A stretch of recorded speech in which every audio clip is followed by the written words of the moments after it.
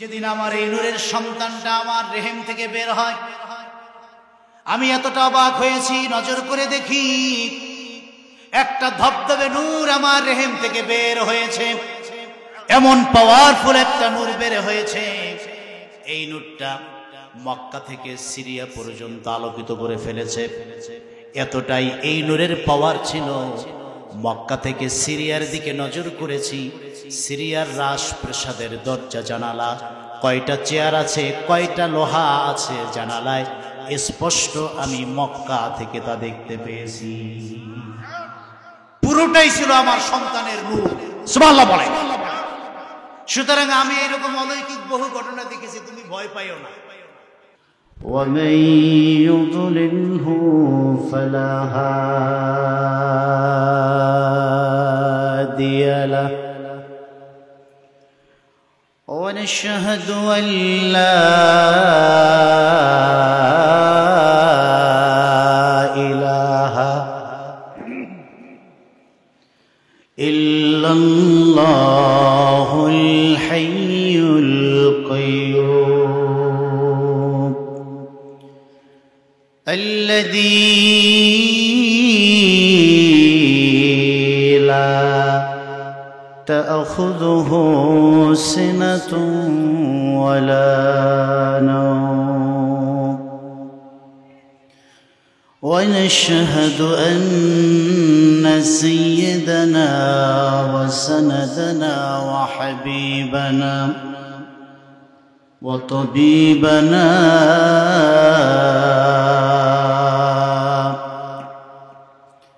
ومولانا محمدا عبد الله ورسوله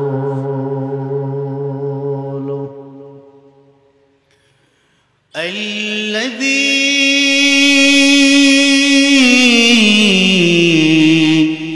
أرسله بالحق بشيرا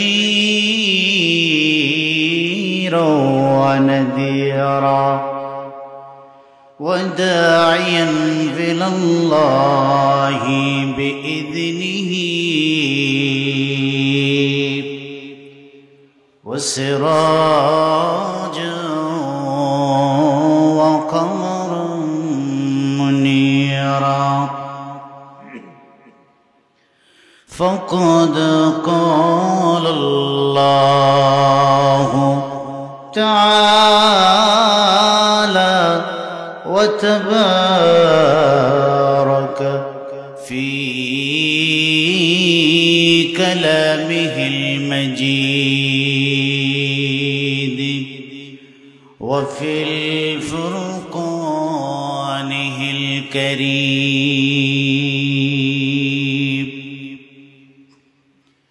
সকলে জবান খুলে ইমান দীপ্ত আওয়াজে কোরআন কারীম থেকে পড়ুন। আউযু বিল্লাহি মিনাশ শাইতানির রাজীম। বিসমিল্লাহির রাহমানির রাহিম।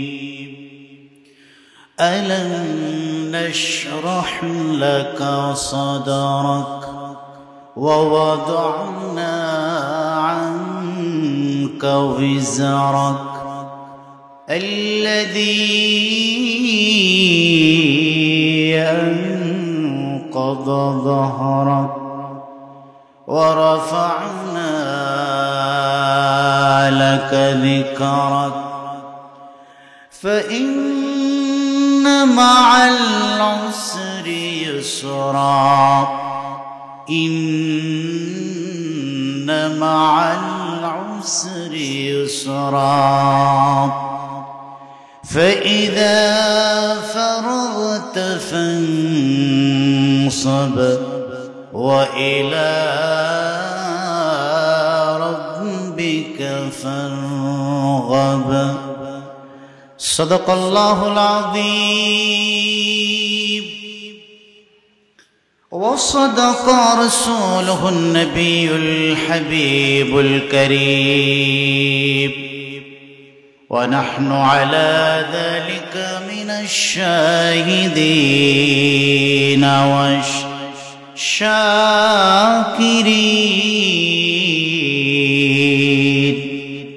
والحمد لله رب العالمين. وقال تعالى في شان حبيبه ومحبوبه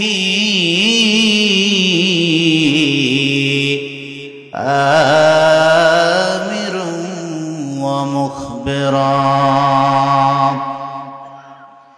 إن الله وملائكته يصلون على النبي يا أيها الذين آمنوا صلوا عليه وسلموا تسليما. صلى الله صلى الله صلى الله صلى الله জোরে সোরে মোহাব্বতে পড়ুন সাল্লাল্লাহু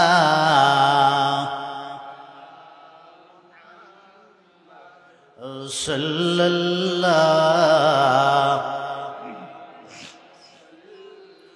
সাল্লাল্লাহু মুহাম্মাদ সাল্লাল্লাহু আশিক হয়া পড়ে দরুদ মাশুক আছে মদিনায় নবীর আশিক যদি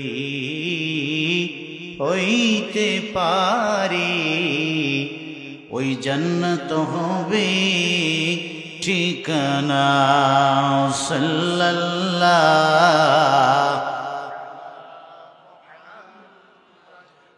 সাল্লাল্লাহু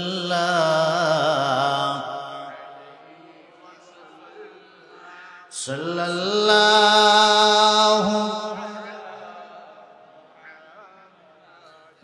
সাল্লাল্লাহু হাশরে সব নবী উম্মত কদিবে নিজের লাগি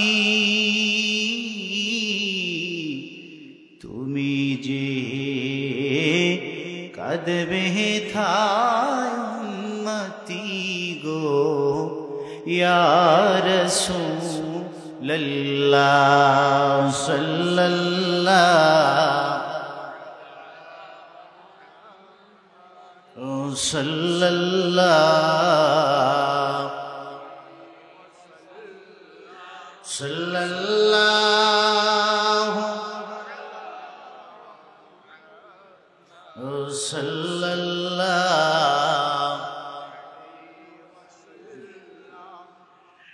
দিকে দিকে হাসি লোকে লোকে খুশি সব পুলকে দোলে রে চলছেন নবীজি মিরাজে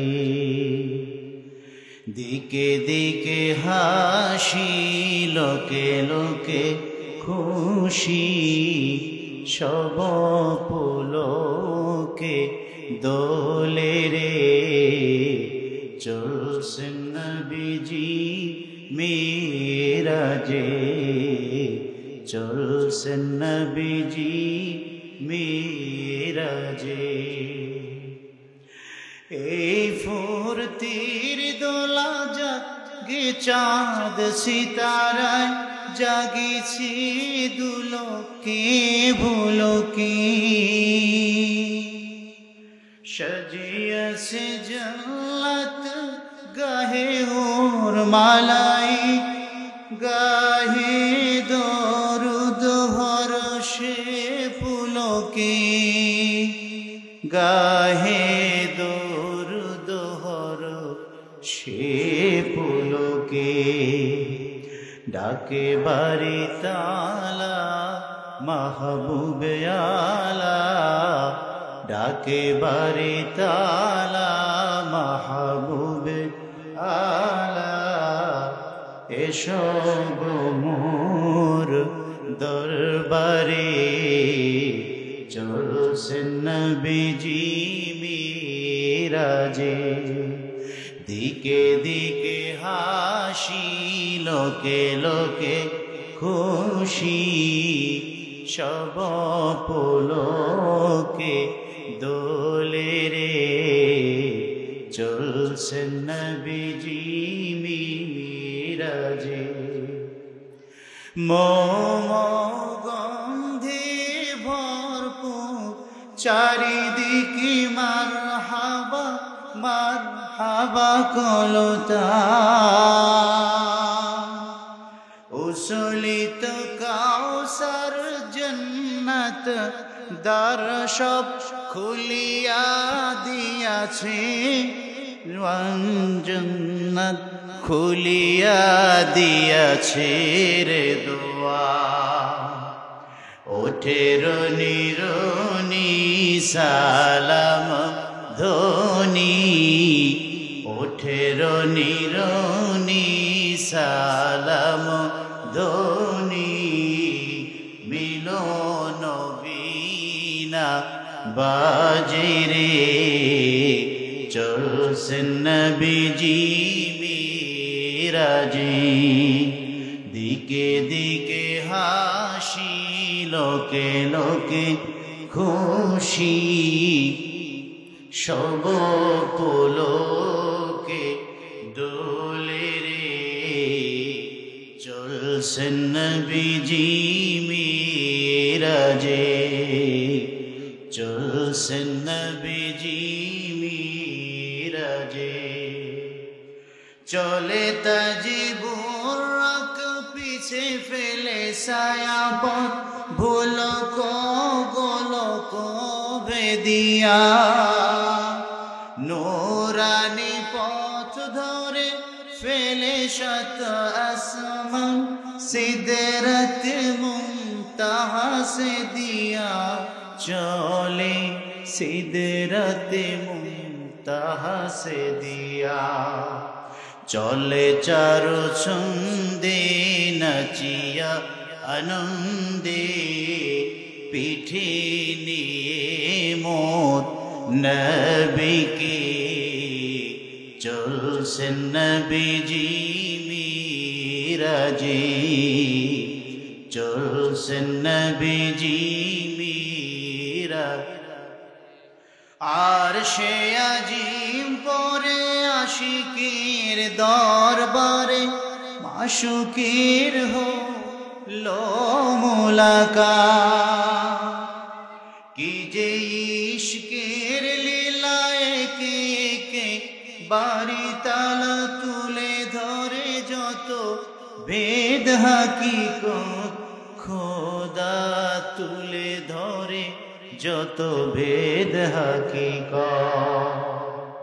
দূর হলো দূরি, নূরে মিলে নূরি, নূরে নূরে গুল জার রে। চলছেন নবীজি মিরাজি, দিকে দিকে হাসি, লোকে লোকে খুশি, সব পুলকে দোলে রে। চলছেন নবীজি মিরাজে, চলছেন নবীজি মিরাজে।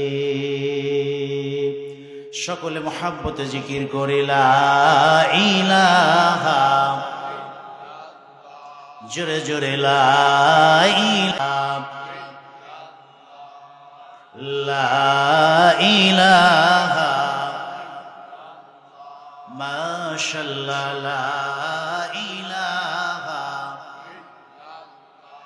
বলি লা ইলাহা,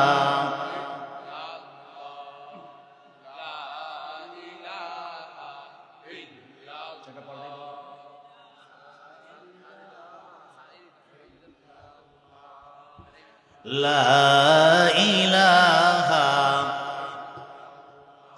বলি লা ইলাহা, হাসবি রব্বি জাল্লাল্লাহ, মা ফি কলবি, হাসবি রব্বি জাল্লাল্লাহ, মা ফি কলবি, নূর মুহাম্মদ সাল্লাল্লাহু লা ইলাহা,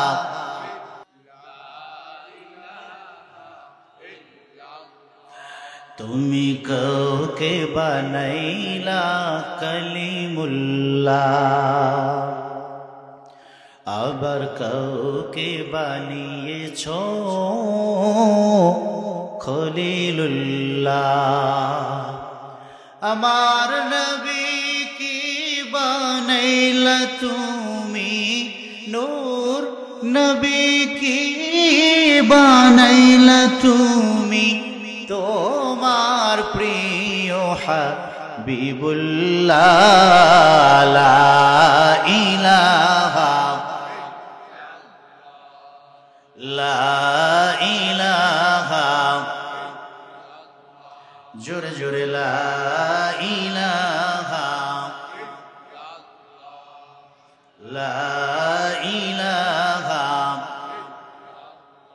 নামাজ রোজা ছাইড়ো না, মা বাবাকে ভুইল না, নামাজ রোজা ছাইড়ো, মা বাবাকে, জন্নতবাসী হইতে চাইলে, জন্নতবাসী হইতে চাইলে, হও নবীজির দিওয়ানা, লা ইলাহা, লা ইলাহা, ও লা ইলাহা, নেই কেহ নেই আল্লাহ ছাড়া, লা ইলাহা, ও লা ইলাহা, পাখির গানে গানে, ওলির গুঞ্জরণে, ওই নামেরি গান শুনে মন, আল্লাহ নামে সুর শুনে মন, দে যে নীরব সাড়া, লা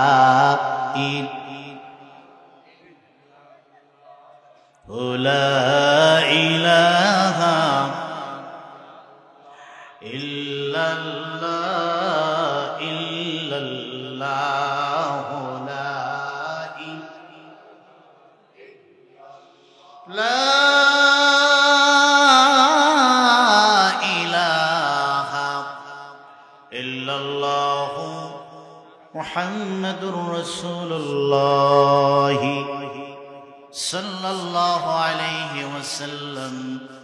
اللهم صل وسلم وبارك عليه সকলে জবান খুলে একবার চিৎকার করে মালিকের শুকর আদায় করে পড়ি আলহামদুলিল্লাহ।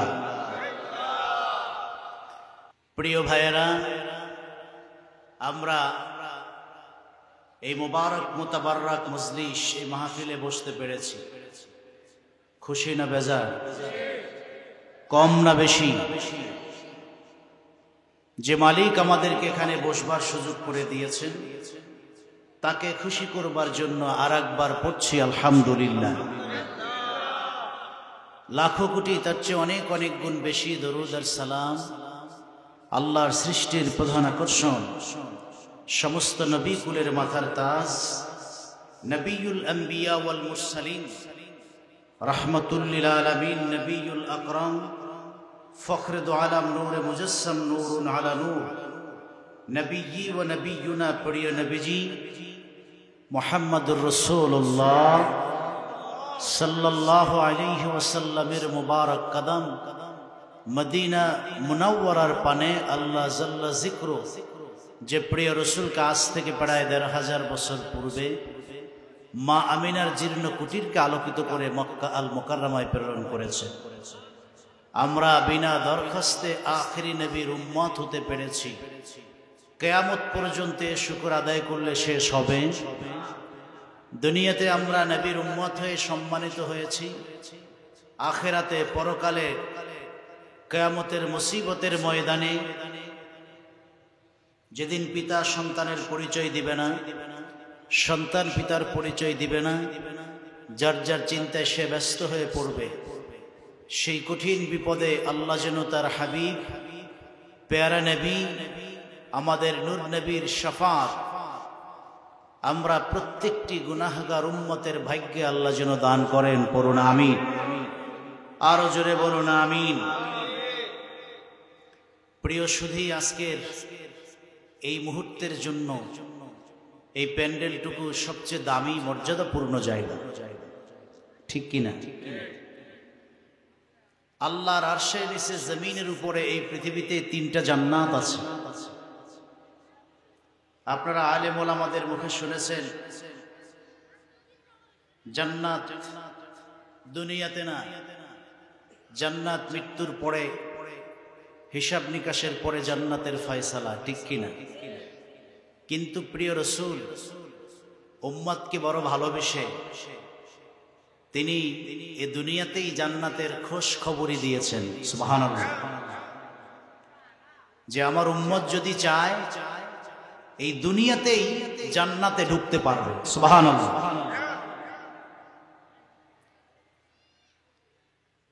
এজন্য আল্লাহর হাবিব দুনিয়াতে 3টি জান্নাতের খবর দিয়ে গেছেন। তার মধ্যে একটি জান্নাত আছে আপনাদের ঘরে, আমাদের বাবা আর মা আমাদের জান্নাত। জোরে বলুন আল্লাহু আকবার। বাবা আর মা কেমন জান্নাত? চেহারায় খুশি নিয়ে যদি বাবা মার চেহারার দিকে তাকান, সাথে সাথে কবুল হজের সওয়াব লেখা হয়। পৃথিবীর দ্বিতীয় কোনো চেহারা নাই যার দিকে তাকালে কবুল হজের সওয়াব হয়। কিন্তু বাবা আর মা হতে পারে অশিক্ষিত, হতে পারে মূর্খ, হতে পারে অসুন্দর, কিন্তু সন্তান যদি তাদের চেহারার দিকে তাকায়, আল্লাহর হাবিব বলেছেন, মা মিন ওয়ালাদিন বাররিন ইয়ানজুরু ইলা ওয়াজহি আবিহি কাতাবাল্লাহু লাহু বিকুল্লি নজরাতিন হাজ্জাতিন মাবরুরা। প্রত্যেকটি নজরের বিনিময়ে আল্লাহ এক একটা কবুল হজের সওয়াব লিখে দিবেন।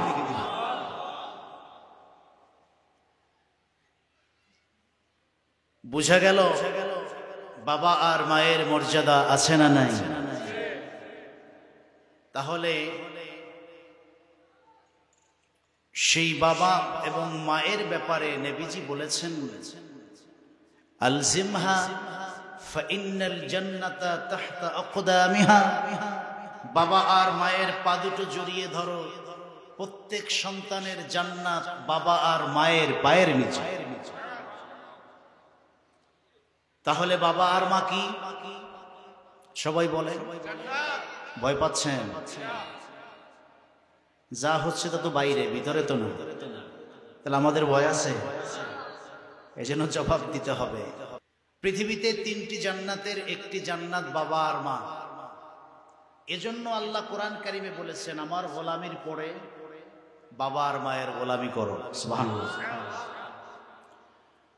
রব্বুল আলামিন বলেন, ওয়াকাদা রাব্বুকা আল্লা তা'বুদু ইল্লা ইয়্যাহু ওয়া বিল ওয়ালিদাইনি ইহসানা।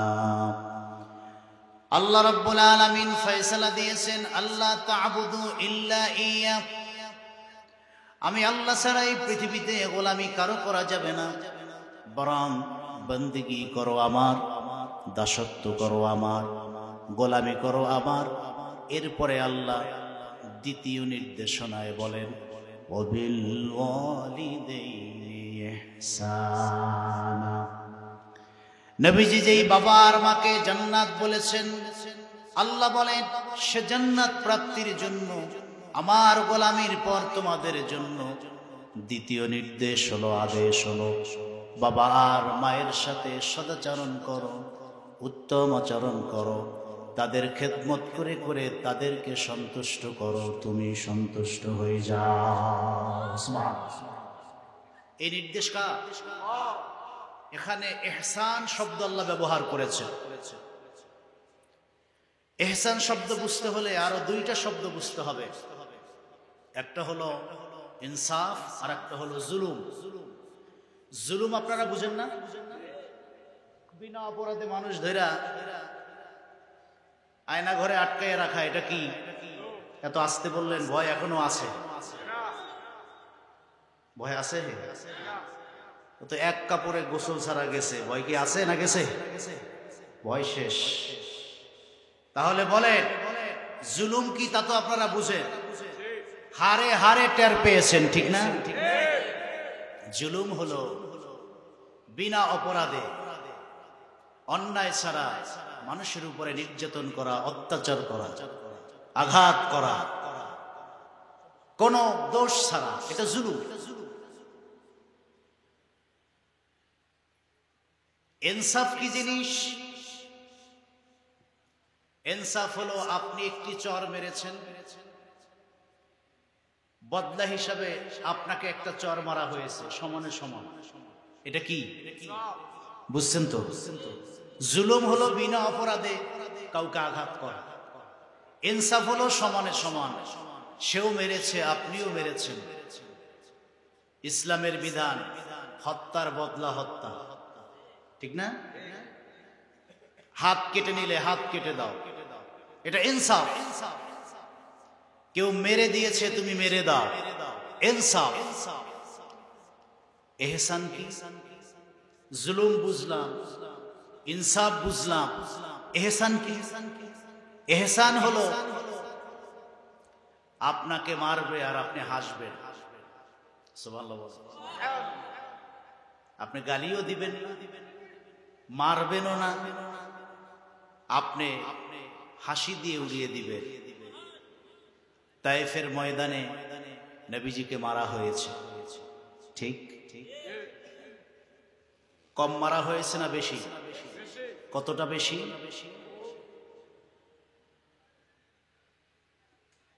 মেশিন দিয়ে যখন পানি হেসা হয়, পানি যখন যায়, যেতে যেতে একটা নলার মতো হয়ে যায়, ঠিক না? তাফসীরের বর্ণনায় এসেছে এত রক্ত মোবারক বের হয়েছে, রক্তের নলা হয়ে গেছে। সে রক্ত মোবারক পায়ে জমাট বেঁধে জুতা আর পা মোবারক শক্ত হয়ে গেছে, এত মারা হয়েছে। প্রিয় রাসূল দুর্বল হয়ে বেহুশ হয়ে পড়েছে, হুঁশ ফিরতে সময় লেগেছে, এত মারা হয়েছে। এই দৃশ্য দেখে জিবরাইল আমিন হতভম্ব হয়ে গেছে। আল্লাহর হাবিবের নূরের কদমে এসে বলছেন, ইয়া রাসূলুল্লাহ, ইয়া হাবিবাল্লাহ, এত নির্যাতন আপনি সহ্য করছেন। আল্লাহর আরশ ফেরেশতারা নির্যাতন দেখে ভয়ে ভীত সন্তুষ্ট হয়ে পড়েছে। আমি জিব্রাইল সহ্য করতে পারি নাই, আপনার কদমে হাজির হয়েছি, অনুমতি দেন এই পাথরটাকে উল্টিয়ে তায়েববাসীকে চাপা দিয়ে শেষ করে দিই। আপনার পারমিশনের জন্য এসে আপনি অনুমতি দেন, গোটা তায়েব উল্টিয়ে তাদেরকে শেষ করে দেই। মানুষ মারে, জুলুম করে, নির্যাতন করে, তা এরকম। আল্লাহর হাবিব বলেছেন, ভাই জিবরাইল, জানি জানি আপনার ক্ষমতা সম্পর্কে আমার ধারণা আছে।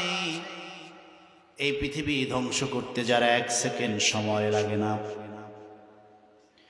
এই পৃথিবীকে নিচ্ছিন্ন করতে যার মুহূর্তকাল সময় লাগে না, সেই জিবরাইল আমিন চাইলে 1 সেকেন্ডের কম সময় তায়েফকে শেষ করে দিতে পারেন। আমি আপনার ক্ষমতা সম্পর্কে জানি ও জিবরাইল, কিন্তু আপনার মাধ্যমে মহান মালিক আল্লাহ রাব্বুল আলামিনকে জানায় দিতে চাই, এই তায়েফের মানুষ আমাকে চিনতে পারে নাই, চিনলে আমাকে আঘাত করতো না, বরং আল্লাহর কাছে হাত বাড়ায় বলবেন, আল্লাহ তায়েফবাসীর উপরে রাগ করো না, তাদেরকে ধ্বংস করে দিও না, তাদেরকে যদি ধ্বংস করে দাও কালেমার দাওয়াত আমি নবী কার কাছে দিব? জোরে বলেন আল্লাহু আকবার। এটাকে বলে ইহসান, মাইরের বদলায় দোয়া করা। সুবহানাল্লাহ বলবেন না? তারা মার দিয়েছে, রাসূল দোয়া করেছে। আমরা কি তা পারি? একটা দিলে 3টা,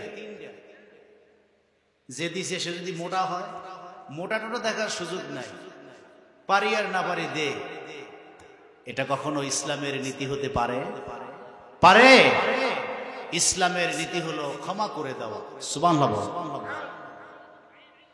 10,000 সাহাবী নিয়ে প্রিয় নবী যখন মক্কায় প্রবেশ করেছেন, মক্কা বিজয় হয়ে যাবে, কাফেররা গাট্টি বেঁধে সব পালাচ্ছে। 13টা বছর তাকে নির্যাতন করেছি, বাড়ির থেকে বাইরে রেখেছি, জুলুম আর নির্যাতন করেছি। আজকে মক্কা বিজয় হতে যাচ্ছে, আমাদেরকে তো কচুকাটা করবে। আল্লাহ রাসূল পাহাড়ের চূড়ায় দাঁড়িয়ে বললেন, লা তাসরিবা আলাইকুমুল ইয়াওমা আনতুমুত তুলাকা।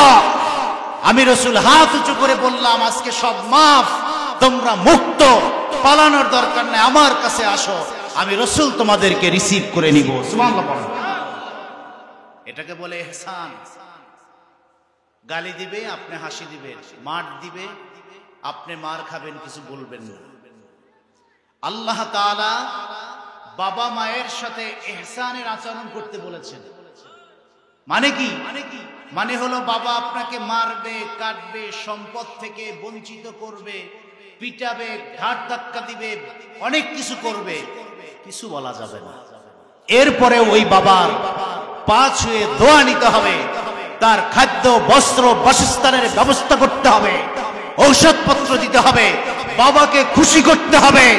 আল্লাহ বলেছেন, বাবা খুশি তো আমি খুশি, আমি খুশি মানে তোমার জন্য জান্নাত। সুবহানাল্লাহ। আমরা কি তা করি? আমরা সুযোগ পেলে বাবাকে ধমকাই। ছেলে বড় শিক্ষিত হয়েছে, বাবাকে ধমকায়, তুমি কি বোঝো? ছেলে এখন বড় শিক্ষিত, সে তো অনেক কিছু বোঝে। বাবা তো কষ্ট করে ক্ষেত খামারে কাজ করে ছেলেকে পড়িয়েছে, ডাক্তার, ইঞ্জিনিয়ার বানিয়েছে, বাবা তো কমই বোঝে। ছেলে অনেক বোঝে, এই জন্য ধমকায়, তুমি কি বোঝো?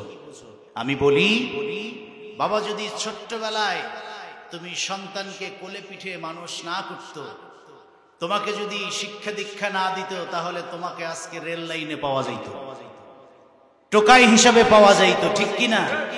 বাবা ছোটবেলায় বুঝে, আদর করে, স্নেহ যত্ন ভালোবাসা দিয়ে বুকে আগলে রেখে তোমাকে বড় করেছে, এখন তুমি বড় জ্ঞানী, বাবাকে ধমকাও। কিন্তু রেল লাইনে যাদেরকে পাওয়া যায় তাদের কাছে খোঁজ নেন, তারা বলে যে ঘরে বাবাও নাই, মাও নাই, ছোটবেলায় আমাদেরকে দেখবে কেউ নাই, এই জন্য আমরা টোকাই হয়েছি। কতক্ষণ না? তাহলে বুঝা গেল, ছোটবেলায় বাবা আর মা বুঝেছেন, এই জন্য আজকে আমরা পরিণত সন্তান, জ্ঞানী সন্তান, বড় হয়েছি, চাকরিজীবী হয়েছি, ব্যবসায়ী হয়েছি। ছোটবেলায় যদি বাবা মা খোঁজ খবর না থাকতো, না রাখতেন, লেখাপড়া না করাতেন, সন্তানের পাশে এসে না দাঁড়াতেন, তাহলে আজকে সন্তানের অস্তিত্ব খুঁজে পাওয়া যেত। এজন্য আল্লাহর হাবিব বলেছেন জান্নাত বাবা আর মার পায়ের নিচে, আর আল্লাহ বলেছেন আমার পরেই তাদের সাথে সদাচরণ করো। ইনসাফ না, ইহসান। আপনি বলবেন মা জন্ম দিয়েছে এজন্য তো কিছু খেদমত করা দরকার না। বিনা কন্ডিশনে বাবা আর মায়ের খেদমত করতে হবে, বিনা কন্ডিশন। এটা বলার সুযোগ নাই যে আমি মায়ের গর্ভে এসেছি এই জন্য মায়ের খেদমত করব না। তাহলে আল্লাহ ইনসাফের কথা বলতো, মা জন্ম দিয়েছে খেদমত করো। আল্লাহ কোনো ইনসাফের কথা বলেনি, ইহসানের কথা বলেছে। তাহলে আমরা এতটুকু জিনিস বুঝলাম, বাবা আর মায়ের মর্যাদা বাড়িয়েছেন কে? রাসূল বলেছেন তোমার জান্নাত তাদের পায়ের নিচে।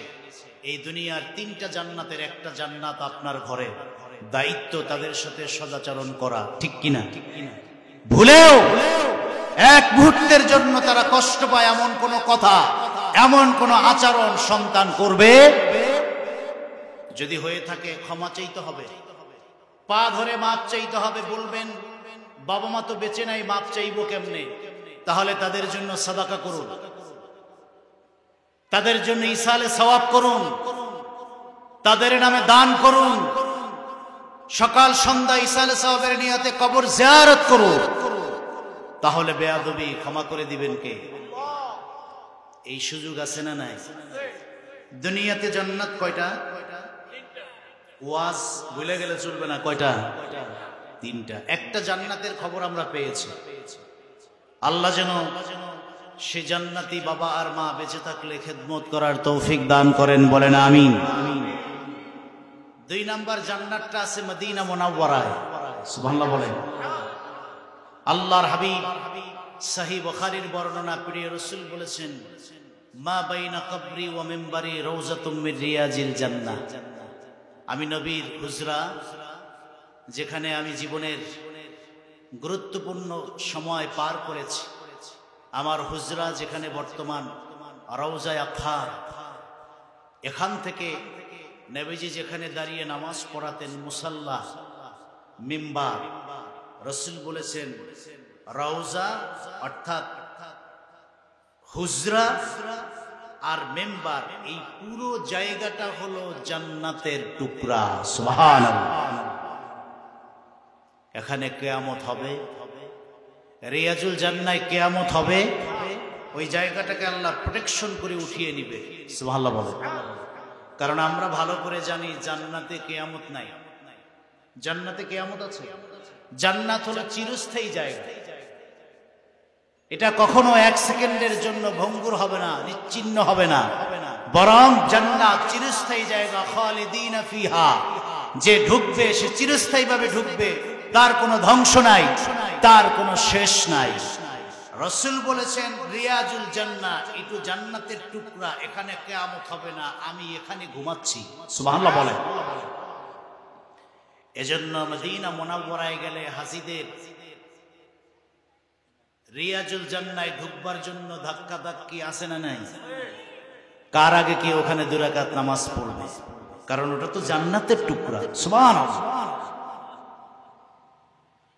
যারা গিয়েছেন ভাগ্যবান, যারা এখনো যান নাই নিয়তটা করে ফেলুন, আল্লাহ হাজিউল হারামাইন হিসেবে কবুল করুন, পড়েন আমিন।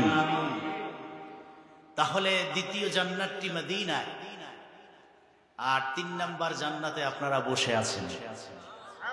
সুবহানাল্লাহ বলতে পারলেন না? খুশি না বেজার? এটা কি আমার কথা নাকি? ইজা মারারতুম বিরিয়াজিল জান্নাহ ফারতাউ কিলা ইয়া রাসূলুল্লাহ ওয়া মান রিয়াজুল জান্নাহ ফিদ দুনিয়া। আল্লাহর হাবিব বলছেন জান্নাতের বাগানের পাশ দিয়ে গেলে জান্নাতের বাগানে ঢোকো। সাহাবীরা প্রশ্ন করেছেন দুনিয়াতে জান্নাতের বাগান কোথায়? রাসূল বলছেন হিয়া হিলাকুজ যিকির ফিহি তিলাওয়াতুল কোরআন দুরুদুস সালাম ওয়া গায়রু যালিক মিন আমালুস সালিহাত। যেখানে জিকির হয়, তেলাওয়াত হয়, নেক আমল হয়, কোরআনের কথা হয়, সেটা হলো দুনিয়ার জান্নাতের বাগান। বলেন সুবহানাল্লাহ। খুশি না বেজার? খুশি। কম না বেশি? আল্লাহ যে এই জান্নাতের বাগানে বসার সুযোগ করে দিয়েছেন, পড়ুন আলহামদুলিল্লাহ। প্রিয় উপস্থিতি, কথা ডানে আর বামে না গিয়ে মূল যে কথাটা আপনাদেরকে শোনাতে চাই, সেই আলোচনার সাথে এই মাসের একটা সম্পর্ক আছে। বলতে পারেন আরবি এই মাসের নাম কি? বলেন। বাংলা ইংরেজি মাস তো মুখস্থ, আরবি মাস মুখস্থ নাই। এটা আমাদের দৈন্যতা। আরবি মাসগুলো মুখস্থ করবেন, কারণ আরবি মাসের কথা কোরআনে ইঙ্গিত আছে, হাদিসে উল্লেখ আছে। সুবহানাল্লাহ। কিয়ামত হয়ে গেল, বাংলার ইংরেজি খুঁজে পাওয়া যাবে না, যাবে? কিন্তু আরবি মাসের কথা কোরআনে টাচ আছে আর হাদিসে উল্লেখ আছে। আল্লাহর পক্ষ থেকে এই মাসের ব্যাপারে বলা হয়েছে, আরবি মাসের ব্যাপারে, ইন্না ইদ্দাতাশ শুহুরে ইনদাল্লাহি 12 শাহরান। মাস বছর গণনার জন্য আল্লাহর কাছে মাসের সংখ্যা 12। কত? মিনহা আরবাতুন হুরুম, তার ভিতরে 4টা মাস আল্লাহর কাছে খুব সম্মানিত, দামি। সুবহানাল্লাহ। এই 4টা মাস কি? জিলকদ, জিলহজ, মুহররম, আর একটা হলো রজব। সুবহানাল্লাহ। আপনি আমি যেই মাসে বসা, এটা রজব মাস।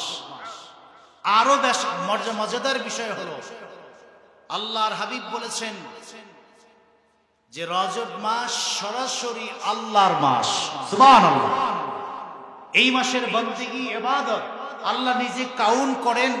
আল্লাহ বান্দার উপরে যেরকম সন্তুষ্ট হন ওইরকম সওয়াব দিয়ে দেন। তাহলে এই মাসের মর্যাদা আছে না নাই? এই মাসের সাথে রিলেটেড সবচেয়ে ইসলামের ইতিহাসে বড় ঘটনার নাম মেরাজ, ঠিক না? এই জন্য আমি খুতবাতে নবীজির মেরাজকে সংক্ষেপে 2-4 লাইনে বলে দিয়েছি, শুরু আর শেষ। তবে এখন আমরা কোরআন কারীম থেকে মেরাজ সম্পর্কে কিছু কথা জানতে চাই। এর সাথে ইসলামের নিদর্শন জড়িয়ে আছে, নবীজির আকাশচুম্বী মর্যাদার কথা মিশে আছে, এর সাথে আকীদার কথা মিশে আছে। এই জন্য এই বিষয়ের এলেম জানা দরকার আছে না নাই? এবং এই বিষয়কে কোট করবার জন্য আল্লাহ তাআলা কোরআন কারীমে একাধিক আয়াতে কারিমাও নাজিল করেছেন।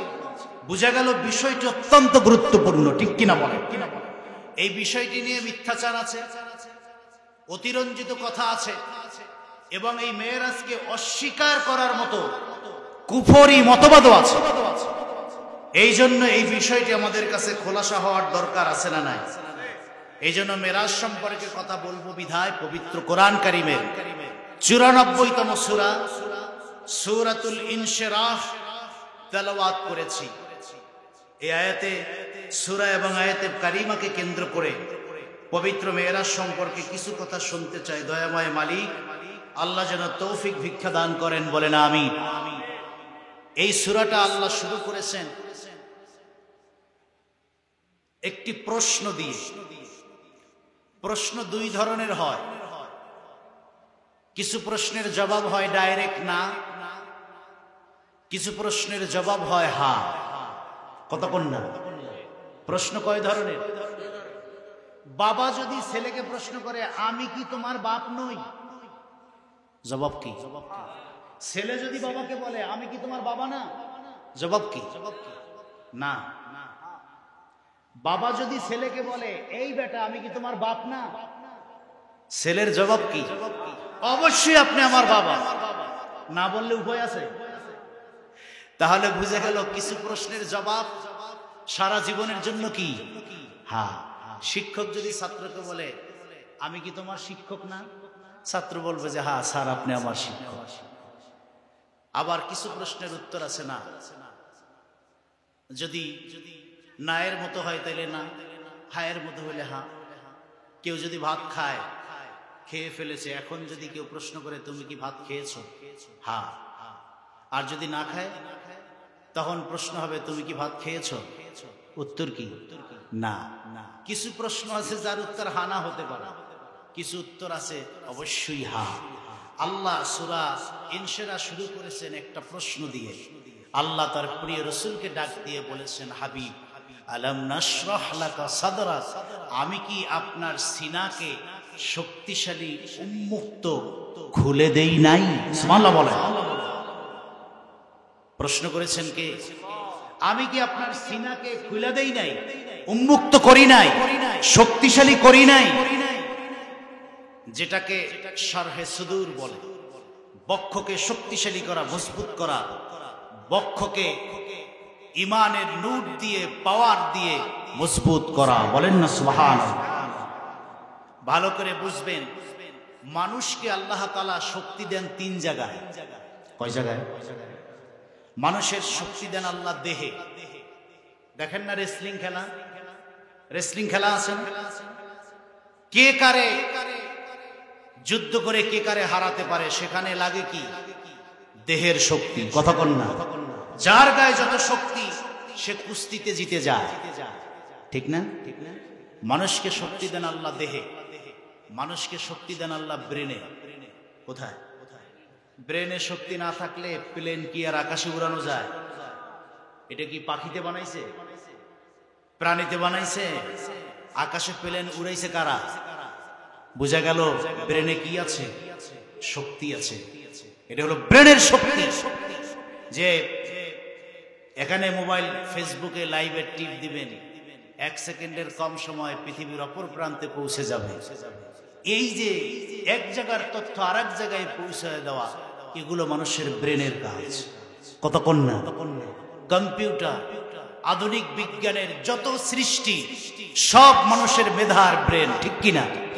তাহলে মানুষকে আল্লাহ শক্তি দেন দেহে, দ্বিতীয় নাম্বার শক্তি দেন মানুষের ব্রেনে, তৃতীয় নাম্বার মানুষকে শক্তি দেন আল্লাহ সিনায়। সুবহানাল্লাহ বলেন। তবে এই শক্তিটা আল্লাহ সবাইকে দেন না। এটা নবী ওলি, যারা আল্লাহর প্রিয় খাস খাস কিছু বান্দা, তাদেরকে আল্লাহ সিনায় শক্তি দেন। সুবহানাল্লাহ বলেন। তার একটা দৃষ্টান্ত আমি কোরআন কারীম থেকে শোনাই। এই পৃথিবীর সবচেয়ে বড় জালেম ছিল ফেরাউন। প্রতিপক্ষ ছিল আল্লাহর নবী মুসা কালিমুল্লাহ। ফেরাউনের জুলুমের সীমানা এত বেশি বেড়ে গিয়েছে, বিনা কারণে মানুষ হত্যা করেছেন, বিনা অপরাধে নবীদের উপরে নির্যাতনার জুলুম করেছেন। শুধু তাই না, ফেরাউন ঘোষণা দিয়েছে এই পৃথিবীতে স্রষ্টা বলে কেউ নাই, বরং আমি ফেরাউন হলাম এই পৃথিবীর সবচেয়ে বড় খোদা। জোরে বলেন নাউজুবিল্লাহ। বাবাজিরা আমার, বান্দা যখন আল্লাহর আদেশ অমান্য করে আল্লাহ সেটা মাফ করে দেন। নামাজ পড়তে বলেছেন, নামাজ যদি বান্দা ছেড়ে দেয়, খাঁটি তওবা করলে নামাজের গুনাহ মাফ করে দিবেন কে? জিনা করলে যে গুনাহ হয় সেই গুনাহ মাফ করে দিবেন কে? রমজানের রোজা রাখে নাই, বান্দা যদি রোজা না রাখার জন্য আল্লাহর কাছে চোখের পানি ছেড়ে দিয়ে খাঁটি তওবা করে, তাহলে রোজা না রাখার যে পাপ হয় তাও মাফ করে দিবেন কে? এক কথায়, বান্দা যদি আল্লাহর আদেশ অমান্য করে এরপরে যদি খাঁটি তওবা করে আল্লাহ সেই অপরাধগুলো ক্ষমা করে দেন। কিন্তু বান্দা যদি সরাসরি আল্লাহকেই অস্বীকার করে, আল্লাহ রব্বুল আলামিন তাকে ক্ষমা করেন না। বান্দা যদি আল্লাহর আদেশ অমান্য করেন তা মাফ করে দেন। আমরা সন্তান হিসাবে অনেক সময় বাবা মার আদেশ অমান্য করি না। এই বাজারে যাও, পারবো না। এই স্কুলে যাও, যাব না। এরকম আমরা অমান্য করি। তাতে কি হয়? বাবা একটু রাগ করেন, মাঝে মধ্যে মারটার দেন, এই তো, এর চেয়ে বেশি কিছু তো না। কিন্তু সন্তান যদি বাবাকে অস্বীকার করে, তুমি আমার বাপ না, তাহলে সন্তান আর বাবার সম্পর্ক থাকে তেজ্য পুত্র, একদম কাট হয়ে যায়, ঠিক কিনা বলেন? আল্লাহ বলেন, বান্দা যদি আদেশ অমান্য করে মাফ করে দেই, কিন্তু বান্দা যদি আমাকে অস্বীকার করে আমি আর তাকে ক্ষমা করি না। ফেরাউন ঘোষণা দিয়েছে, আমি আল্লাহকেই মানি না, বরং আমি বড় আল্লাহ। বলেন নাউজুবিল্লাহ। সে ঘোষণা দিয়েছে, আনা রব্বুকুমুল আ'লা, আমি হলাম সবচেয়ে বড় খোদা। আল্লাহ বলেন মুসা, এতকাল আমি ফেরাউনকে ছাড় দিয়েছি। মুসা নবী বলে, আল্লাহ কি করা যায়? আল্লাহ বললেন, তুমি তার কাছে যাও, সামনে গিয়ে দাঁড়াও, আমার পক্ষ থেকে প্রতিশোধ গ্রহণ করো। রব্বুল আলামিন সে কথা কোরআন কারীমে বলেন, ইযহাব ইলা ফিরআউন ইন্নাহু তাগা। ও আমার কালিমুল্লাহ, ফেরাউনের সামনে গিয়ে দাঁড়াও। সীমা লঙ্ঘন করেছে, আমি আল্লাহকে অস্বীকার করে নিজে খোদা দাবি করেছি। আমি আল্লাহ এতকাল ছাড় দিয়েছি, এখন আর ছেড়ে দিব না, বরং আমার পক্ষ থেকে তুমি প্রতিশোধ গ্রহণ করো। 9.5 লক্ষ বর্গ মাইলের প্রেসিডেন্ট হলো ফেরাউন, যার নিয়মিত ফোর্স হলো 80,000। জাদুকরের অভাব নাই, সৈন্যের অভাব নাই, অস্ত্রের কোনো অভাব নাই। এমন পাওয়ারফুল শক্তিশালী একজন জালিম বাদশার সামনে গিয়ে আল্লাহর নবী মুসা কালিমুল্লাহ আলাইহিস সালাম দাঁড়াবেন। তিনি আল্লাহকে বললেন, আল্লাহ আপনি অর্ডার করলে আমি তো না যেয়ে পারবো না, কিন্তু এত শক্তি ক্ষমতাদার ফেরাউনের সামনে গিয়ে কেমন করে দাঁড়াই? আমি তো একা, আমি একা, এই রকম শক্তির সামনে কেমনে যায়? রব্বুল আলামিন বললেন, কালিমুল্লাহ, আমি আল্লাহ অর্ডার দিয়েছি, যেতে তো হবে। তবে বলুন ফেরাউনের সামনে দাঁড়াবার জন্য আপনার কি প্রয়োজন? আমি আল্লাহ তা দিয়ে দিব। মুসা কালিমুল্লাহ বললেন, আল্লাহ অস্ত্রের বিপরীতে অস্ত্রের প্রয়োজন নাই, সৈন্যের বিপরীতে সৈন্যের প্রয়োজন নাই, জাদুবিদ্যার শক্তির বিপরীতে জাদুবিদ্যার শক্তিও দরকার নাই। আমি শুধু একটা জিনিস চাই, আমার সিনার শক্তিটা আপনি বাড়ায়া দেন। জোরে বলেন আল্লাহু আকবার। আমি বলেছি মানুষকে আল্লাহ 3 জায়গায় শক্তি দেন, তবে নবী, রাসূল, আম্বিয়া, আউলিয়া যারা আল্লাহর প্রিয় বান্দা, তাদেরকে সবচেয়ে বেশি শক্তি দেন আল্লাহ সিনায়। সুবহানাল্লাহ বলেন। আল্লাহ রাব্বুল আলামিন সেই দিন মুসা নবীর এই চাওয়াটাকে এত বেশি পছন্দ করেছেন, তার চাওয়ার কথা আমার আল্লাহ কোরআনে তুলে দিয়েছেন। নবী মুসা বলেছিলেন, ক্বালা রাব্বিশরাহ লি সাদরি ওয়া ইয়াসসির লি আমরি ওয়াহলুল উকদাতাম মিন লিসানি ইয়াফকাহু কওলি। আয় আমার রব, ইশরাহ লি সাদরি, আমার সিনার শক্তি আপনি বাড়িয়ে দেন। ওয়াহলুল উকদাতাম মিন লিসানি, জবানের জড়তা আপনি দূর করে দেন, এবং আমার মুখের জড়তা দূর করে দেন। ইয়াফকাহু কওলি, যাতে করে আমার প্রত্যেকটি কথা ফেরাউন স্পষ্ট কণ্ঠে বুঝতে পারে। আল্লাহ বললেন, মুসারে দোয়া কবুল, সিনায় যত শক্তি লাগে সব আমি আল্লাহ তোকে দিয়ে দিলাম। সিনার শক্তি আছে না? কথা বলেন, আছে না নাই? শাহজালাল ইয়ামিনী সুরমা নদী পার হয়েছেন কি দিয়া? যায় নামাজ দিয়া নদী পার হওয়া যায়, এটা কইলে আমি মানব। চলেন তো পুকুরে যায় নামাজ বিছেন তো, কিন্তু কথা তো সত্য, ঘটনা তো সত্য, কথা কোন না। শাহজালাল ইয়ামিনী ইয়ামেন থেকে বাংলাদেশে আসেন নাই, নানার সঙ্গে জিয়ারত হয়েছেন। শাহজালাল ইয়ামিনী ছিলেন আমার নূর নবীর নাতি। সুবহানাল্লাহ, বংশের ধারাবাহিকতা। স্বপ্নের ঘরে নবীজি বলেছেন, পূর্ব বাংলায় যাও, গুরগোবিন্দ আমার একজন খালেস উম্মত শেখ বোরহান উদ্দিনকে তার হাত কেটে দিয়েছে, সন্তানকে শহীদ করেছে। কারণ বুরহানুদ্দিন সন্তানের নামে আকিকার জন্য গরু জবাই দিয়েছে। আমি নবীর একটা সুন্নাত জিন্দা করার জন্য আকিকা করেছে। গরু গোবিন্দ সে এবং তার ধর্ম বিশ্বাসে তো গরু জবাই করা পাপ, কারণ গরুরে তারা খোদা মনে করে। কতক্ষণ না, এই জন্য গরুর সোনাও খায়, আরো অনেক কিছু খায়, ঠিক কিনা? তো গরু গোবিন্দ বলেছে, আমার রাজ্যে কোন মুসলমানের সাহস যে গরু জবাই করেছে সে জানে না? গোহত্যা মহাপাপ, তাকে ধরে আনো।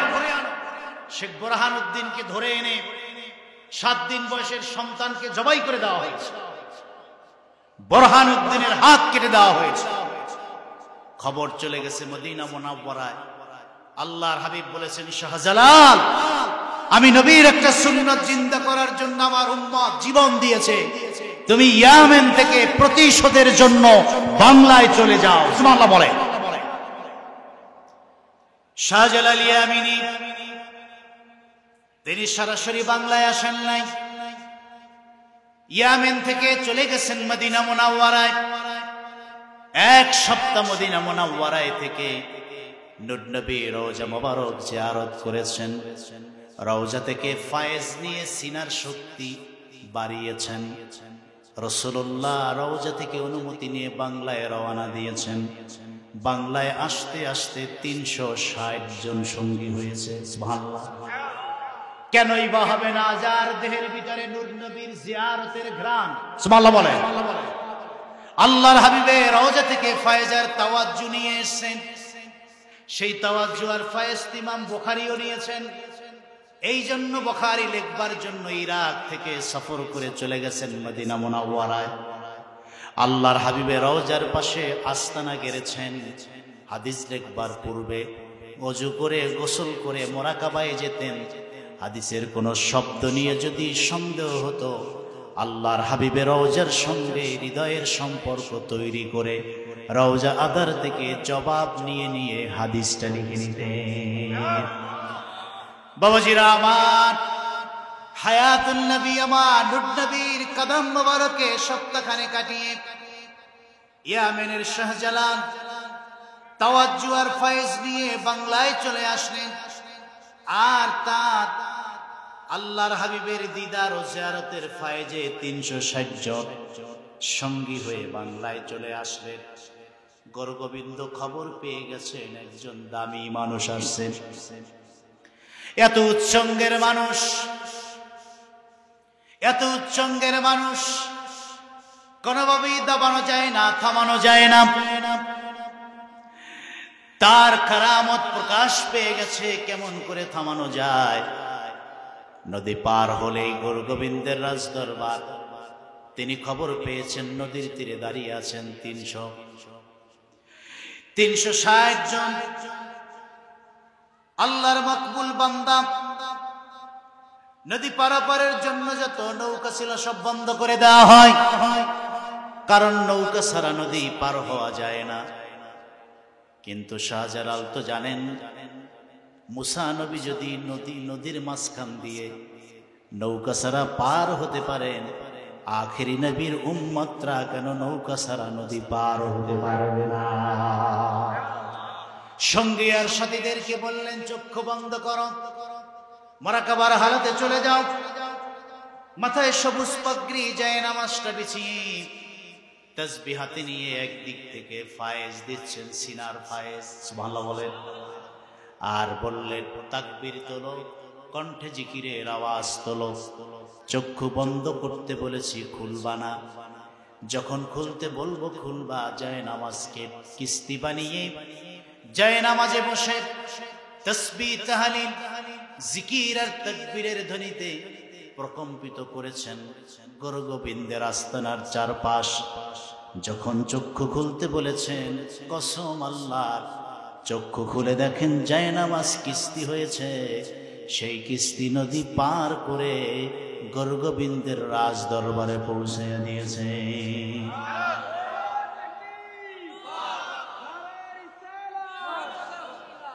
সম্মানিত সুধী, যুদ্ধ করা লাগে নাই, এই কারবার দেখা গৌর গোবিন্দ আর সৈন্যরা তরবারি আর সম্পদ বাড়িঘর রাজ দরবার সাইরা এক দৌড়ে পালায় গেছে। সুবহানাল্লাহ বলে। বুঝা গেল এই যে কারবারটা ঘটেছে এটা পুরোটাই ছিল ইলমে লাদুন্নি, যা সিনার কারবার, ঠিক কিনা বলে?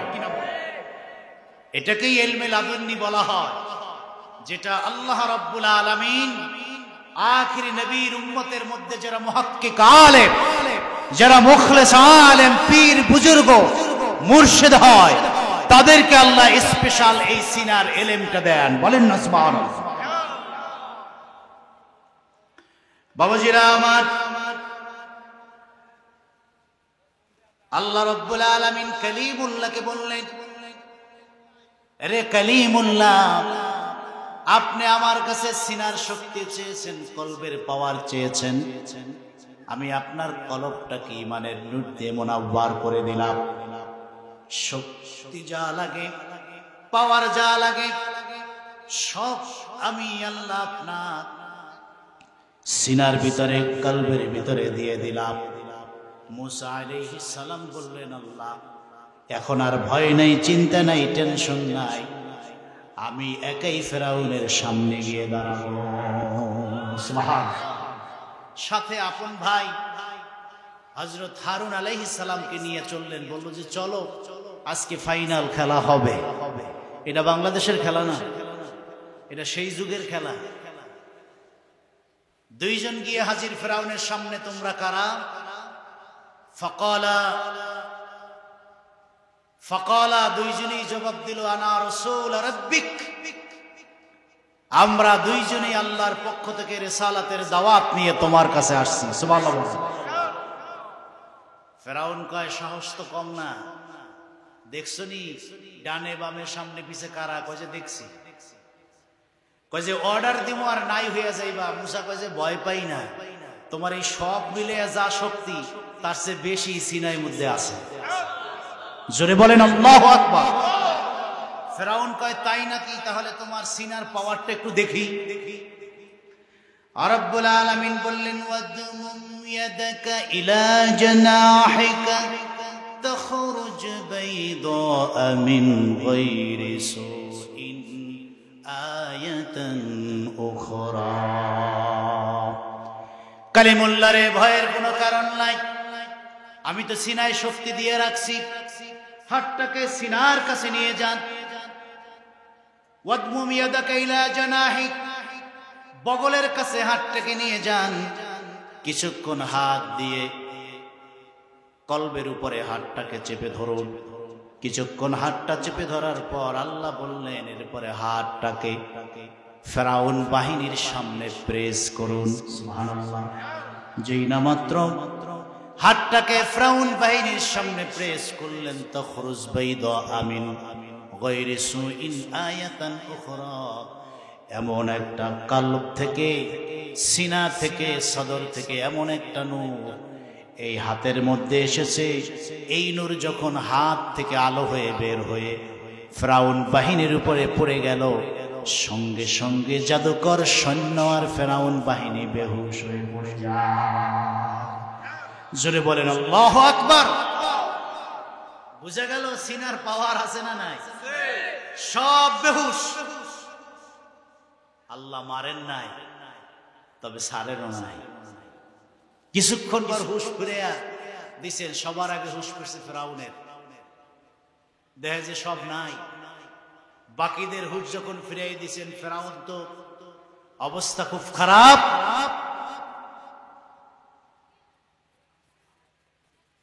তার রাজ্যের যারা জাদুকর ছিল তাদেরকে ধমকানি শুরু করেছে, বেটা খাওয়াইয়া পড়াইয়া মোটা তো কম বানাই না, খালি চামচাগিরি করস।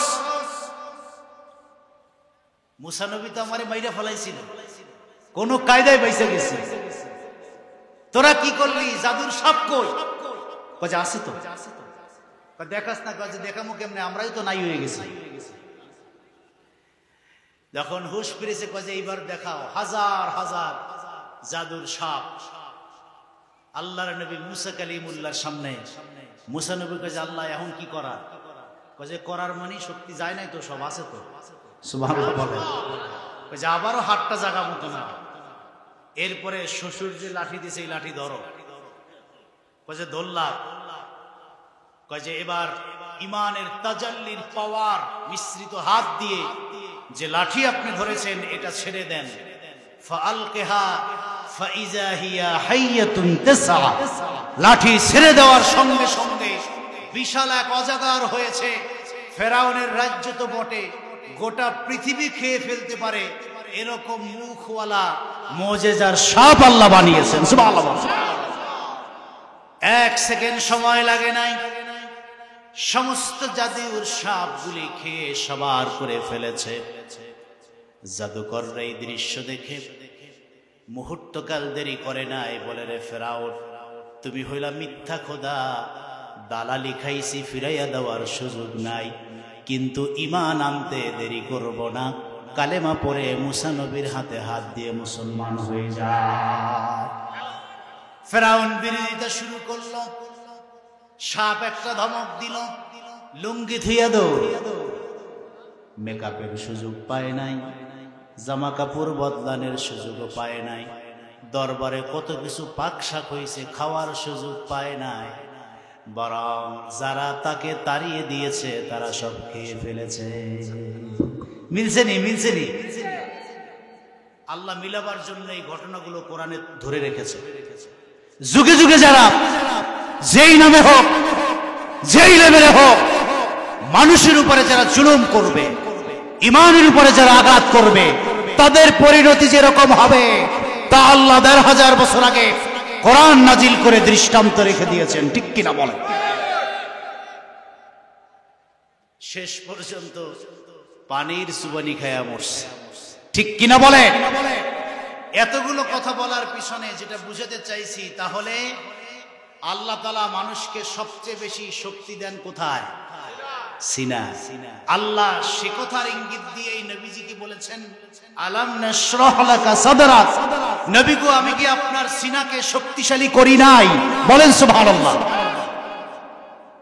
তবে আদম থেকে ঈসা সব নবীর সিনাকে শক্তিশালী করেছেন আল্লাহ একভাবে, আর আমার নূর নবীর সিনাকে শক্তিশালী করেছেন অন্যভাবে। সব নবীর সিনার শক্তি যদি এক পাল্লায় দেয়া হয়, নূর নবীর সিনার শক্তি যদি আরেক পাল্লায় দেয়া হয়, আমার নূর নবীর সিনার শক্তির পাল্লাটা কোটি গুণ বেশি ভারী হবে। সুবহানাল্লাহ। কারণ আল্লাহর হাবিবের সিনার শক্তি আল্লাহ বাড়িয়ে দিয়েছেন, মজবুত করেছেন ওপেন হার্ট সার্জারি করে। সুবহানাল্লাহ। জোরে বলেন আল্লাহু আকবার। যেটাকে শক্কে সদর বলা হয়, অর্থাৎ বুকটাকে ডাইরেক্ট ফেরে দুই ভাগ করে কলিজাটাকে টেনে বের করে স্বর্ণের পাত্রে রেখে জান্নাতি পানি দিয়ে ধুয়ে ঈমান, হিকমত, মারিফতের নূর মিশিয়ে আল্লাহর হাবিবের সিনা মোবারককে আল্লাহ শক্তিশালী করেছে। প্রিয় নবীজির জীবনে 4 বার ওপেন হার্ট সার্জারি হয়েছে। কয়বার? কথা কি বুঝতেছে? কষ্ট হচ্ছে? প্রথম হয়েছে 4 বছর বয়সে, তখন দুধমাতা হালিমার ঘরে। সহিহ মুসলিমের 167 নং হাদিস, আল্লাহর হাবিব দুধ ভাইয়ের সাথে খেলা করতে গেছেন মাঠে। হঠাৎ করে দুধ ভাই আর বন্ধুরা দেখতেছেন সাদা পোশাকধারী 2 জন, হাতে ধবধবে অস্ত্র। জীবনেও এই মানুষ এই মরুভূমিতে তারা দেখে নাই। আসলেন, নূর নবীকে ধরলেন, চিৎ করে শোয়ালেন, ছুরি দিয়ে বুকের উপরে আঘাত করলেন, কলিজাটা 2 দিক বুকটা টেনে চিরে কলিজাটা বের করে তারপরে জান্নাতি পেয়ালায় জমজমের পানি দিয়ে কলব মোবারক ধুয়ে মুহূর্তের ভিতরে কলবটা ভিতরে ঢুকিয়ে দিয়ে তারপরে 2 দিক থেকে বুকটাকে চাপ দিয়ে মিশিয়ে দিয়েছেন। আল্লাহ রব্বুল আলামিন আল্লাহর হাবিবের সর্বপ্রথম ওপেন হার্ট সার্জারি কমপ্লিট করলেন। সুবহানাল্লাহ। আল্লাহর হাবিব কিছুকাল বেহুশ হয়ে থাকলেন। ৫-৭-১০ মিনিট পরে যখন হুঁশ ফিরে আসলো, ওই মরুভূমির বালকেরা চোখের পলকেই দুইজন সাদা পোশাকধারী ব্যক্তিকে হারিয়ে ফেললেন। ডানেও নাই, বামেও নাই, সামনেও নাই, পিছনেও নাই, কেমনেই থাকবেন? একজন তো জিব্রাইল আর একজন তো মিকাইল। তারা এসে এই ওপেন হার্ট সার্জারি আল্লাহর হাবিবের করেছেন। তারা এসে যখন তাকে কাছ থেকে দেখতে লাগলেন, দেখেন যে সামান্য একটা দাগ দেখা যায়। সুবহানাল্লাহ বলেন। কিন্তু এটা আজকে হয়েছে, 1 মাস আগে হয়েছে, তা বোঝা যায় না। এইরকম এখন কিছু ওপেন হার্ট, এরকম কিছু অপারেশন আছে, বিশেষ করে মায়েদের সিজার যেগুলো হয়, 2 ধরনের সিজার হয়। একটা সিজার নরমাল ভাবে কেটে তারপরে সেলাই করা হয়, আর একটা কসমেটিক সিজার আছে না নাই? এটা চামড়া কেটে একটা মেডিসিন দিয়ে 2 দিক থেকে চাপ দিলে লেগে যায়, সেলাই লাগে। যদি বলেন লাগে, আস্তে আস্তে দাগ উঠে যায়। এখান থেকে যে সেরা হয়েছে 2-4-6 1 বছর পরে আপনি বুঝতেই পারবেন না। ঠিক ঠিক আল্লাহর হাবিবের সিনাটা ছিঁড়ে যে লাগিয়ে দিয়েছে, 5 মিনিট পরে বোঝার কোনো উপায় নাই যে এখানে সেরা হয়েছে, অপারেশন করা হয়েছে।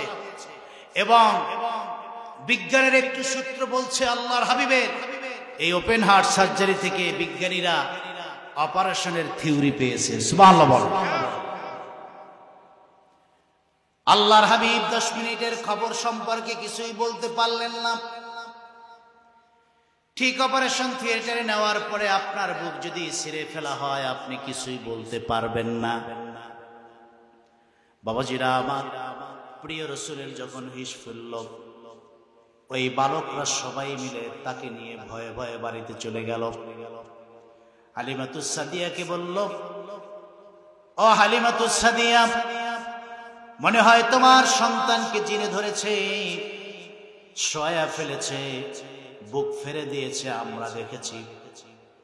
কিন্তু কিছুক্ষণ পর তাদেরকে আমরা আর দেখি নাই।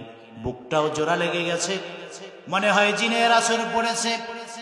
হালিমাতুস সাদিয়া ভয় পেয়ে নূর নবীকে নিয়ে আম্মা জান আমেনার কাছে নিয়ে গেছেন। এই সন্তানকে আমি রাখতে পারবো না, তার মাঝে মধ্যে কিছু ঘটনা আমাকে ভয় করছে, না জানি কোনো একটা কিছু হয়ে যায়। আমেনা হালিমাকে বললেন, ভয়ের কোনো কারণ নাই, আপনি দেখছেন এখন, আর আমি জন্মের পূর্ব থেকে দেখতে দেখতে আসছি। যেদিন আমার এই নূরের সন্তানটা আমার রেহেম থেকে বের হয়, আমি এতটা অবাক হয়েছি, নজর করে দেখি একটা ধবধবে নূর আমার রেহেম থেকে বের হয়েছে। এমন পাওয়ারফুল একটা নূর বের হয়েছে, এই নূরটা মক্কা থেকে সিরিয়া পর্যন্ত আলোকিত করে ফেলেছে। এতটাই এই নূরের পাওয়ার ছিল, মক্কা থেকে সিরিয়ার দিকে নজর করেছি, সিরিয়ার রাজপ্রাসাদের দরজা জানালা, কয়টা চেয়ার আছে, কয়টা লোহা আছে জানালায়, স্পষ্ট আমি মক্কা থেকে তা দেখতে পেয়েছি। পুরোটাই ছিল আমার সন্তানের নূর। সুবহানাল্লাহ বলেন। সুতরাং আমি এরকম অলৌকিক বহু ঘটনা দেখেছি, তুমি ভয় পাইও না। এটা ছিল আল্লাহর হাবিবের জীবনের প্রথম সিনাসা ওপেন হার্ট সার্জারি। মূলত এই প্রথম ওপেন হার্ট সার্জারির পর আল্লাহর হাবিবের মর্যাদা 1 স্তর বেড়েছে। সুবহানাল্লাহ বলেন। কিরকম বেড়েছেন আল্লাহর হাবিব বলেন, মিশকাতের হাদিস, প্রথম সিনাসাকের পরে আমি কোনো একদিন ঘুমিয়ে আছি, হঠাৎ করে 2 জন লোক এসছে। হাদিসের ভিতরে তাদের নাম এসছে, একজন জিব্রাইল আর একজন মিকাইল। তারা 2 জনে নিয়ে বলল, চলো এই মানুষটাকে আমরা ওজন করব। একটা পাল্লার কাছে নিয়ে যাওয়া হলো, এক পাল্লায় নূর নবীকে উঠানো হলো, আর এক পাল্লায় উম্মতের একজন ব্যক্তিকে উঠানো হলো। পাল্লা টান দেওয়ার পর আখিরি নবীর পাল্লাটা ভারী হয়ে যায়। সুবহানাল্লাহ। এরপরে জিব্রাইল বললেন, হয় নাই, এক পাল্লায় এই নবীর 10 জন উম্মত দাও, আর এক পাল্লায় এই নবীকে দাও ইমানের দিক দিয়ে, মর্যাদার দিক দিয়ে, ইজ্জতের দিক দিয়ে, সম্মানের দিক দিয়ে এক পাল্লায় 10 জন, আর এক পাল্লায় আমার নবী। কসম আল্লাহর, আমার নূর নবীর পাল্লাটা 10 জনের চেয়ে বেশি ভারী হয়ে যায়। মিকাইল বলল, ব্যাপার কি? একদিকে একজন, 10 জন, তাও একজনারটা ভারী হয়ে যায়। জিবরাইল বললেন, তাহলে কাজ করো, এক পাল্লায় 100 জনকে দাও, আর এক পাল্লায় নবীকে দাও। এবার পাল্লাটাকে টান দেয়া হলো। কসম আল্লাহ, 100 উম্মতের পাল্লার চেয়ে নূর নবীর পাল্লাটা কোটি গুণ বেশি ভারী হয়ে যায়। জিবরাইল বললেন, এ তো হবে না, এক পাল্লায় 1000 উম্মত দাও, যার ভিতরে আবেদ থাকবে, তাহাজ্জুদ থাকবে, পীর থাকবে, বুজুর্গ থাকবে, সাহাবী থাকবে, এইরকম 1000 দাও। আর এক পাল্লায় আখেরি নবীকে দাও। যখন টান দেয়া হয়, 1000-এর চেয়ে নূর নবীর পাল্লাটা ভারী হয়ে যায়। জিবরাইল বলল, রে ভাই মিকাইল, এই নবীর মর্যাদা সম্পর্কে কোনো ধারণা নাই। 1000 লাখ মানুষ দিয়ে মেপে তাকে কখনো অনুমান করা যাবে না। বরং আমি পারলাম, এক পাল্লায় যদি গোটা পৃথিবী দিয়ে দাও, গোটা উম্মতকে উঠায়া দাও। আর এক পাল্লায় যদি নবীকে উঠাও, গোটা পৃথিবী, গোটা উম্মতের চেয়ে নবীর পাল্লাটা ভারী হয়ে যাবে। কারণ আল্লাহ বলেছেন, ওয়ারাফা'না লাকা যিকরাক, এই নবী যাকে আমি আল্লাহ নূর করে আমার আরশের ডান কিনারে রেখে দিয়েছি, সব নবীর কপালে নূর থেকে নূর ট্রান্সফার হয়ে আখেরি জামানায় পাঠিয়েছি। তার মর্যাদা, সম্মান, ইজ্জতের কদর আমি আল্লাহ নিজ হাতে বাড়িয়ে দিয়েছি। সুবহানাল্লাহ। রাসূল বলেন, প্রথম ওপেন হার্ট সার্জারির পর গোটা সৃষ্টির সঙ্গে তুলনা করা হলো, আমার দাম সবার উপরে। সুবহানাল্লাহ বলে। দ্বিতীয়বার ওপেন হার্ট সার্জারি হলো 10 বছর বয়সে। আল্লাহর হাবিব বলেন, দ্বিতীয়বার ওপেন হার্ট সার্জারির পর সৃষ্টির প্রতি আমার মায়া, ভালোবাসা বেড়ে গেল। আল্লাহ কোরআন কারীমে বলেন, ওয়ামা আরসালনাকা ইল্লা রাহমাতাল লিল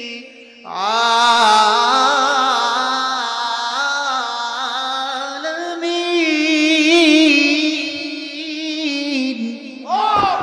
আল্লাহ রাব্বুল আলামিন বলেন, হাবিব আমার, গোটা সৃষ্টিকে আমি আল্লাহ সুবিন্যস্ত করে সাজানোর পর সৃষ্টির সেরা আপনাকে বানিয়ে ক্ষান্ত হই নাই, বরং আপনার স্ট্যাটাস সম্পর্কে আমি আল্লাহ বললাম, আমি যতটুকু জগতের জন্য রব, অতটুকু জগতের জন্য আমি আল্লাহ আপনাকে রহমত করে পাঠালাম। বলেন সুবহানাল্লাহ। আমি রহমতের আধার, দয়া মায়া হবে না কেন? জুলুম করলে আমার বড় মায়া লাগে, গালিগালাজ করলে শুনে বড় মায়া লাগে, নির্যাতন করলে আমি সহ্য করতে পারি না, মায়া লাগে। যার কারণে আমি হিলফুল ফুজুল সংগঠন করলাম। মায়ার এই সংগঠনে মানুষদেরকে ডাকলাম, 1000 বছরের গোত্রের যুদ্ধ আমি দূর করে দিলাম। সুবহানাল্লাহ। সমাজ সংস্কারমূলক যত কাজ লাগে সব আমি করলাম। রাসূল বলেন, দ্বিতীয়বার ওপেন হার্ট সার্জারির পর সমাজ বিনির্মাণের যত গুণ লাগে আল্লাহ সব আমার সিনায় দিয়েছেন। সুবহানাল্লাহ। আমি শুধু মুমিনদের জন্য না, মুসলিমদের জন্য না, ওয়ামা আরসালনাকা ইল্লা কাফাতাল লিন্নাস, আমি আল্লাহ ধর্ম, বর্ণ, জাতি নির্বিশেষে সব মানুষের জন্য দয়ার আধার হয়ে গেছি। সুবহানাল্লাহ। তৃতীয় নাম্বার ওপেন হার্ট সার্জারি হয় 40 বছর বয়সে।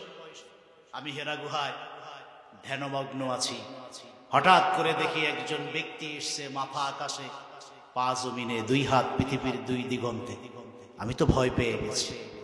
আমাকে ধরলেন, এরপরে ওপেন হার্ট সার্জারি করে কলব বের করে জমজমের পানি দিয়ে ধুয়ে আমাকে শক্তিশালী করে চিত থেকে উঠিয়ে এবার উপর করে শোয়াইছে।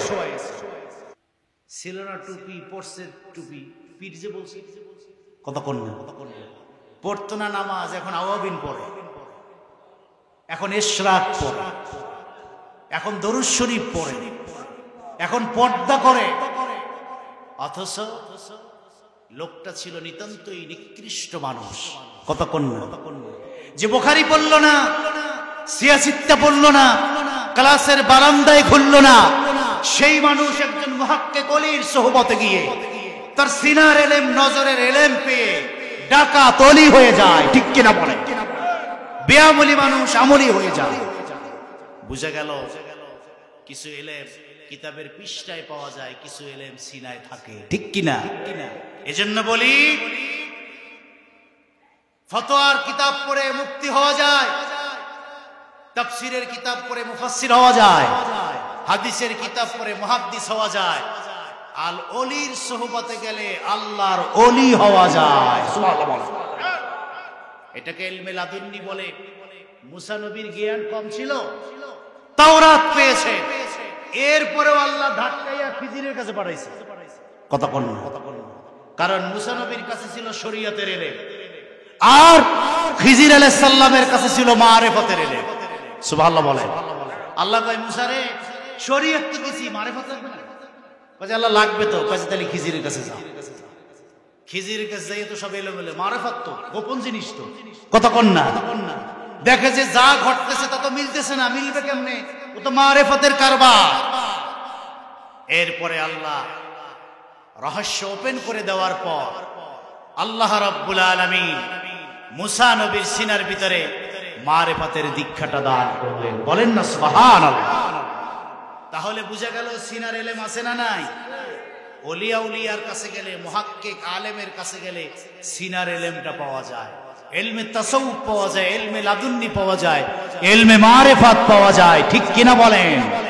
আর মাদ্রাসায় পৃষ্ঠা পড়ে পড়ে জাহিরি এলেম, শরীয়তের মুফতি, শরীয়তের মুহাদ্দিস, মুফাসসির হওয়া যায়, কিন্তু ইলমে লাদুন্নির জন্য একজন তাসাউফপন্থী আলেমের কাছে যেতে হয়। ঠিক কিনা বলেন? প্রিয় সুধী, আল্লাহর হাবিবের সিনা যখন কোরআন ঢুকে গেল, আল্লাহর পক্ষ থেকে কোরআন নাজিলের মধ্য দিয়ে ওহী অবতরণ শুরু হলো, আল্লাহর হাবিব নবুয়তের নূর হৃদয় ধারণ করলেন। বলেন না সুবহানাল্লাহ।